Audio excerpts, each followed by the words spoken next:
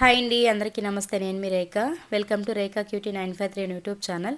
Friends, అందరూ బాగున్నారా? నేను కూడా బాగున్నానండి. ఈరోజైతే మీ అందరితో పాటు అమ్మ వాళ్ళ ఇంటికి వెళ్తామని చెప్పాను కదా. ఇంకా మార్నింగ్ అయితే నేను ఏమీ రెడీ అవ్వలేదు, జస్ట్ అట్లా నిద్ర లేచాను కదా. మీరు నిన్నటి వీడియోలో చూసినట్లయితే మార్నింగ్ మేము 8కి లేచాము. లేచిన వెంటనే ఇంక నేను స్నానం కూడా చేసుకోలేదు, అట్లే డ్రెస్ చేంజ్ చేసుకొని ఇంకా జుట్టు ముడేసుకొని వచ్చేసాను అనమాట అమ్మ వాళ్ళ ఇంటికి. సో బట్టలన్నీ కూడా ఉన్నాయండి. ఇవన్నీ కూడా శివరాత్రి అప్పటివి అనమాట. అత్తయ్య వాళ్ళ ఊర్లో కట్టుకున్నవి వేసుకున్నవి బట్టలు. సో అవన్నీ కూడా నేను ఇంకా చెయ్యి ఇట్లుంది, అమ్మ అయితే మళ్ళీ చెయ్యి తేమలో నానడం ఎందుకు, మళ్ళీ ఏదైనా ప్రాబ్లం అవుతుంది, నువ్వు మొత్తం మూట కట్టుకొని వచ్చేసి నేను ఉతికిస్తానని చెప్పింది. ఇంకా బట్టలన్నీ కూడా మూట కట్టి బండ్లో వేసుకొని వచ్చేసాము. ఇంకా అవన్నీ కూడా అమ్మ అయితే ఉతికేసింది. ఆ లోపే ఇంకా అమ్మ బట్టలు ఉతికేటప్పుడే మా అత్తయ్య కూడా వచ్చిందండి. ఇంకా అందరికీ కూడా చెప్పాము, సో వచ్చేవాళ్ళు ఈరోజు వస్తారు, ఇంకా రేపు వచ్చేవాళ్ళు ఉన్నారనమాట బట్టలు పెట్టే టైంకి. ఇంకా ఆ లోపల ఇంటి దగ్గర పనులు ఉంటాయి కదా, అవన్నీ కూడా చేసుకుంటున్నాం. నాకు చెయ్యి కొంచెం ఇంకా సెట్ అవ్వలేదు కాబట్టి బాగానే ఉంది, నేను అన్ని పనులు చేసుకోగలుగుతున్నా. బట్ మా అత్తయ్య మాత్రం ముందు రోజే వచ్చేసారనమాట. సాటర్డే రోజు మధ్యాహ్నానికి వచ్చేసింది అనమాట మా అత్త కూడాను. ఇంట్లో కొబ్బరికాయలు అవన్నీ ఉంటే ఎత్తుకొని వచ్చాను. అవైతే మా అత్తయ్య కూర్చొని కట్ చేస్తూ ఉందనమాట కొబ్బరి నూనెకి ఎండబెట్టడానికి. అమ్మ అయితే బట్టలు తుక్కుతూ ఉంది. ఇంక నేను చూడండి, చెవుల్లో కమ్మలు కూడా పెట్టుకోలేదు, మొత్తం డబ్బాలోకి వేసుకొని ఎత్తుకొని వచ్చేసాను అనమాట. నిద్ర సరిపోలేదు నాకు, నైట్ లేట్గా పడుకోవడం వల్ల. పొద్దునేమో లేట్గా లేచాను కానీ అయినా నిద్ర సరిపోలేదు అనమాట. ఒక్కరోజు నైట్ నిద్ర లేకపోతే ఇంకా 2-3 డేస్ పడుతుంది సెట్ అవ్వడానికి. అండ్ నేను వేసుకున్న డ్రెస్ చూపిస్తున్నా, చాలా బాగుంది. ఆరెంజ్ కలర్ కాంబినేషన్, ఎప్పుడు వేసుకున్నా కూడా చాలా గ్లోగా అందంగా కనిపిస్తామన్నమాట. ఇంక ఉన్న అందం ఇంకా రెట్టింపు అవుతుంది. బాగుందండి డ్రెస్ అయితే, నాకు ప్యూర్ కాటన్లో వచ్చింది. అండ్ మీకు ఎవరికైనా కావాలంటే ట్యాగ్ పర్సల్ లింక్ ఇస్తాను, బై చేసుకోండి. సూపర్ క్వాలిటీ అనమాట, తక్కువ కాస్ట్లోనే వచ్చేసింది. ఇంక ఇక్కడ నేను ఫ్రిడ్జ్లో పెట్టేశాను అనమాట ఈ కొబ్బరికాయలు. అవి కవర్లో పెట్టి ఫ్రిడ్జ్లో పెట్టడం వల్ల ఏమైందంటే బాగా కుళ్ళిపోయినట్లు అయిపోయాయి అనమాట. ఇంకా మా అత్త అయితే అరుస్తుంది, వాటిని నీట్గా ఒలిచి ఫ్యాన్ కింద పెడితే కట్ చేసి బాగా ఆరిపోతాయి కదా పాడవకుండా, ఎందుకు ఇట్లా వేస్ట్ చేసావని. నాకేమో చూస్తున్నారు కదండి, అంత టైం లేదనమాట. ఇంట్లో పనులే అయినా తిరగడము చేయడము ఇవి ఎక్కువైపోయాయి. అందుకోసం అని చెప్పేసి ఇంక ఇక్కడికి తెచ్చిచ్చేసాను. మా అత్తయ్య అయితే నీట్గా వాటిని కట్ చేసి ఒలిచి ఇంకా ఎండకు పెడుతున్నారనమాట. నాతో ఇక్కడ మాట్లాడుకుంటూ ఇంకా ఏమేం పనులు ఉన్నాయి, ఏమేం చెయ్యాలని చెప్పేసి మాట్లాడుకుంటూ అయితే చేస్తున్నాము. అలాగే ఇంక నేను మా మోక్షి కోసం బొమ్మ కొన్నానని చెప్పాను కదా, వాటన్నిటిని కూడా తీసుకొచ్చాను అనమాట మోక్షికి ఇద్దామని చెప్పేసి. అలాగే ఇంకా ఫొటోస్ కూడా చేపించున్నాము. అవి అమ్మ, అలాగే మా అమ్మమ్మ తాత ఉన్నది.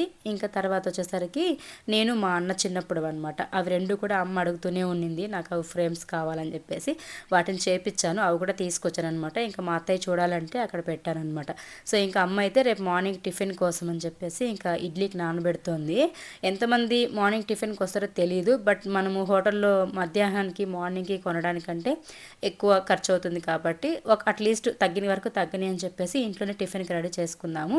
వచ్చేదాన్ని బట్టి టిఫిన్ రెడీ చేసుకోవచ్చు. మిగిలిన పిండి ఫ్రిడ్జ్లో పెట్టుకున్నామంటే మళ్ళీ డైలీ టిఫిన్ చేసుకోవచ్చు అని చెప్పేసి ఇడ్లీకి అయితే నానబెట్టేయమని చెప్పింది. ఈ ఐడియా కూడా నాది కాదు, మా అత్తయ్యది. యాక్చువల్లీ నేను మార్నింగ్ టిఫిన్ కూడా హోటల్లో చెప్పేద్దాం ఒక 20 మెంబర్స్కి, మధ్యాహ్నం భోజనం 40 మెంబర్స్ చెప్పాము. అట్లనే అనుకున్నా. మా అత్తయ్య ఏంటంటే, ఊరికే డబ్బులు ఎందుకు ఖర్చు పెడతావు, మిగిలినంత మిగిలిని ఎవరు వస్తారో ఎవరారో తెలియదు కదా, మనకి ఎట్లా తెలుస్తుంది అని చెప్పేసి ఇడ్లీకి నానబెట్టేసుకున్నామంటే వచ్చినప్పుడు వేడిగా పెట్టుకోవచ్చు అని చెప్పింది. అందుకు మా అత్తయ్య ఇచ్చిన ఐడియా బాగుంది కదా అని చెప్పేసి నేనైతే ఇంకా అమ్మకి చెప్పా. అమ్మ అయితే ఇడ్లీకి నానబెడుతోంది. ఇంకా మేము షాపింగ్కి వెళ్ళే పనులు ఉండింది, మేము టౌన్కి కూడా వెళ్ళామన్నమాట. నేను, మా అత్తయ్య, మా వారు. ఆయన అయితే ఆఫీస్కి వెళ్ళున్నారు. ఇంకా నన్ను మా అత్తయ్యని రమ్మన్నారనమాట. నేను బయలుదేరుతుంటే ఇంక పిలిచాను అత్తయ్యని కూడా, రామ వెళ్దాం ఇద్దరు అని చెప్పేసి. ఇంకా నేను మా అత్తయ్య వెళ్తే మా వారు కూడా వచ్చారు. ఇంకా ముగ్గురం వెళ్ళేసి కావలసిన పూజ సామాన్లు, తర్వాత పువ్వులు, సరుకులు అన్నీ కూడా కొనుక్కొని వచ్చామన్నమాట. ఇక్కడ సగం పెట్టాము, ఇవి పూజకు సంబంధించినవి, మిగతా ఆ ఇంట్లో ఉన్నాయి, తర్వాత చూపిస్తా. కరెక్ట్గా మేము 3 గంటలకేమో బయలుదేరి వెళ్ళాము. 3 గంటలకి వెళ్తే 5 గంటలకు వచ్చామన్నమాట ఇంటికి, ఈ పూజ సామాగ్రి అంతా తీసుకొని. అలాగే ఇంకా ఈరోజు అయితే పూజారి ఏం రారనమాట, ఎవరేం రారు. నార్మల్గా ఇంట్లో ఫోటో పెట్టి మనం డెకరేషన్ చేసుకొని తర్వాత ఇంట్లో బట్టలు పెట్టేసి గొంతు దగ్గరికి వెళ్ళి పూజ చేసుకురావడము ఇవన్నీ ఉంటుంది. అవన్నీ కూడాను నేను మీకు నెక్స్ట్ వీడియోలో షేర్ చేస్తానులేండి. అంటే సండే రేపు కదా బట్టలు పెడతాము, ఈరోజు అన్నీ కూడా తెచ్చి పెట్టుకున్నాం అనమాట అంతే. ఇంకా స్వీట్స్, తర్వాత పూలు పళ్ళు, పూజ సామాన్లు వాటితో పాటు కొన్ని సరుకులు కావాల్సినవి ఇవన్నీ తెచ్చాము. అండ్ ఫుడ్ అంతా క్యాటరింగ్ ఇచ్చేసామన్నమాట మేము. పలంనేరులో సరస్వతి కేఫ్ ఉంది, అందులో ఏ ఫంక్షన్ జరిగినా మేము అక్కడే ఇస్తున్నాము. పిల్లలకి హాఫ్ సారీ ఫంక్షన్ చేసినప్పుడు ఫస్ట్ ఇచ్చామన్నమాట సరస్వతి కేఫ్లో.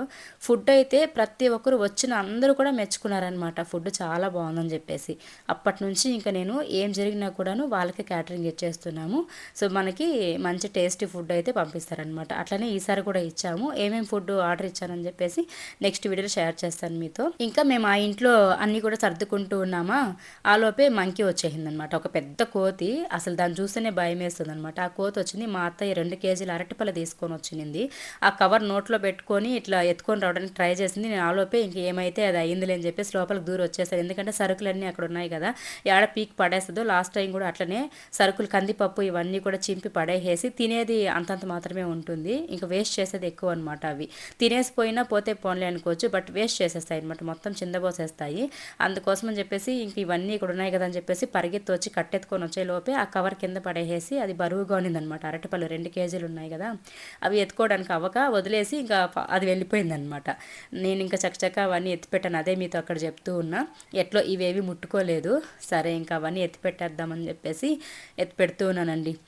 ఈ మధ్య కూడా అట్లనే నేను ఏదో ఒక వీడియోలో చూసానమాట. పాపము ఆ అక్క ఇంట్లో ఎన్ని సరుకులు ఉన్నాయో అన్ని సరుకులు కోతులు వచ్చి పీకి పడేసేసి మొత్తం వేస్ట్ చేసేసి వెళ్ళిపోయింది. తను బాధపడుతూ ఉన్నిందనమాట. ఇంకా అది చూసినప్పుడు బాధ అనిపించింది.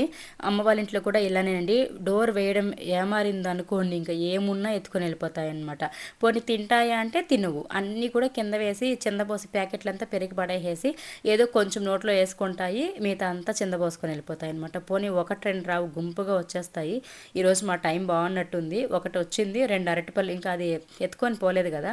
సరే మళ్ళీ ఎందుకో బాధ అనిపించింది. అసలే మనకి కోతులకి చాలా అదేదో అవినావ భావ సంబంధం అంటారు కదా, అట్లాంటిది ఉందన్నమాట. మళ్ళీ బాధ అయిపోయి ఒక 2 అరటిపళ్ళు తీసుకెళ్ళి గోడ మీద ఇచ్చాను. అవి తీసుకొని తినేసి మళ్ళీ పోయాయి. ఇంకా ఇవన్నీ కూడా తెచ్చానమాట. నైట్ ఎవరైనా వస్తారు కదా, మిరపకాయ బజ్జీలు అవి వేసుకుందాము. ఇంక మా అత్తయ్య కూడా ఉన్నారు, అలాగే మా మామ వస్తారనమాట, మేనమామ. ఇంక వీళ్ళంతా వస్తారు, మా పెద్దమ్మ కూడా వచ్చింది.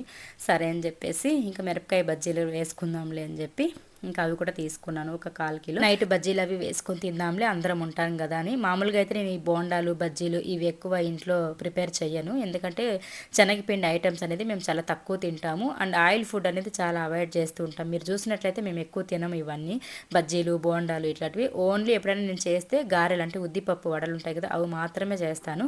అవి తింటే కొంచెం నడుముకి పుష్టి కాబట్టి పిల్లలకు కూడా నడుముకి బాగా స్ట్రాంగ్గా ఉంటుందని చెప్పేసి ఉద్ది వడలు చేస్తాను తప్పించి ఈ బోండాలు బజ్జీలు ఇవి అస్సలు దూరం అనమాట. మెయిన్గా పూరి ఇలాంటివి అస్సలు తినము. కానీ ఆ బజ్జీ మిరపకాయలు చూడగానే మార్కెట్లో చాలా ఫ్రెష్గా ఉన్నాయన్నమాట. ఇంకెట్లయినా ఈరోజు చేసుకొని తినేయాలని చెప్పేసి 1/4 కిలో తీసుకొని వచ్చేసా. ఇంకట్లే వాటితో పాటు మేము స్టేట్ బ్యాంక్ దగ్గర అనమాట సంత జరుగుతుంది మార్కెట్ నుండి వచ్చేదారిలో. అక్కడ వస్తుంటే అక్కడ పోలీలు ఫేమస్ అనమాట. అంటే బొబ్బట్లు అంటారు కదా, మేమైతే పోలీలు అని అంటాము. అవైతే చాలా ఫేమస్. అక్కడ నెయ్యితోనే కాలుస్తారనమాట, వేడి వేడిగా చేస్తుంటారు. ఆ రోడ్డు మొత్తం కూడా స్మెల్ అయితే గుమాయిస్తూ ఉంటుంది అనమాట, ఆ నెయ్యి స్మెల్. ఇంకా అక్కడ చూడగానే మా అత్తయ్యకి తినాలనిపించింది. అందులో పోలీలు అంటే ఇష్టం అనమాట మా అత్తయ్యకి, అందుకు గుర్తొచ్చింది వెంటనే నాకు. సరే అత్తయ్యకి కూడా ఇష్టం కదా తీసుకుందామని చెప్పేసి ఒక పోలి 15 రూపాయలండి ఇవి.